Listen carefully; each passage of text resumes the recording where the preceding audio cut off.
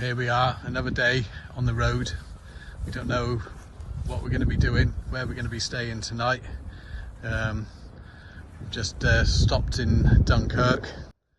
This morning, Nigel and Lena Main, their daughter-in-law Jana and her 13-month-old baby daughter Liara are waiting in a French port in visa limbo. Home is their car. A bed is whichever hotel they can find. 5th hotel in 7 nights. For this family and so many others, a nightmare scenario has followed nightmare scenario. This mobile phone footage was taken by a family friend, but when the bombs and missiles started falling on her home city, Jana took the heartbreaking decision to take her baby daughter to safety, leaving her husband and family behind in the middle of a savage war. She met her parents-in-law, Nigel and Lena, on the Slovakian border. They've since travelled back across Europe to Dunkirk, where the promise of an easy visa home to Wales has proved an illusion. Essentially living in a car, we've booked hotels as we've come along, but now we checked out of the hotel this morning. We don't know where we're going to be tonight. We've got to go and find a hotel tonight if the visa doesn't come through. So we're living out of the car with a 13-month-old baby. We don't have that decision like if somebody said that decision will be made in a week or in few days, like 3 days, 5 days. But when we were promised by the government, decision will be taken in hours. With this new scheme, this is getting beyond and far. And it just drives you mad why they can't get it through quicker, since it's family.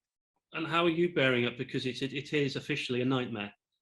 There's no other way to describe it. But it is a nightmare, and Lena has obviously struggled a lot more than I have, but because her boys are still out there in Ukraine. From day one, since the war started, I literally just going day by day. I was in such a shock, and I was coming to work every day, and I had such a amazing support from my work colleagues, and everybody's coming and asking and giving hugs and trying to calm me down and everything. And I thought I was on a breaking point when I didn't know what the boys were doing and what's going to happen next second.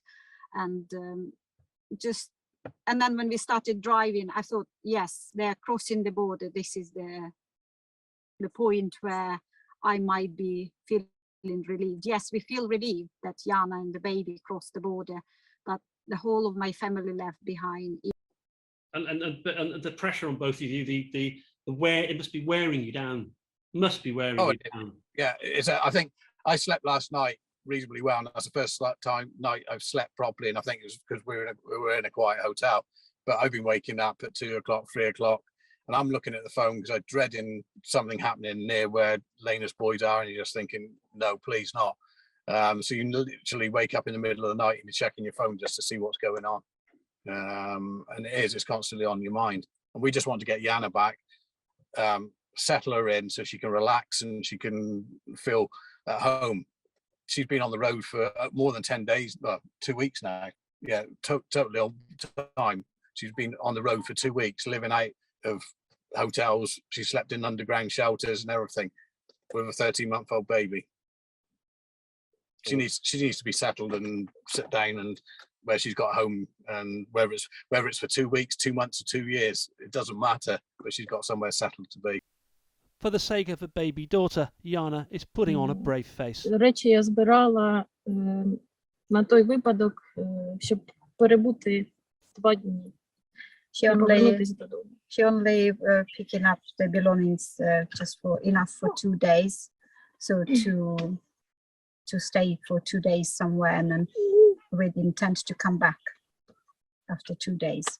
She tries to keep calm and be positive that everything will be fine. I think with having Jana back with us in UK, which we have my husband's Nigel's family is our big family here. His children, his grandchildren, and his mom and sister. Everybody was so supportive, financially and morally, and having Jana back with us, it would give assurance to the whole of my family back in Ukraine that Yana and baby are in safety, and it will make them feel stronger, and they will fight for the independence and freedom of Ukraine, and the war will be finished. The Home Office say that changes they've made to the visa process should make it easier and quicker for Ukrainians to get to the UK. But for this family with loved ones in a war zone, the worries are crushing. Getting home to Wales won't be a happy ending to this trauma, but it will be something. Ian Lang, ITV News.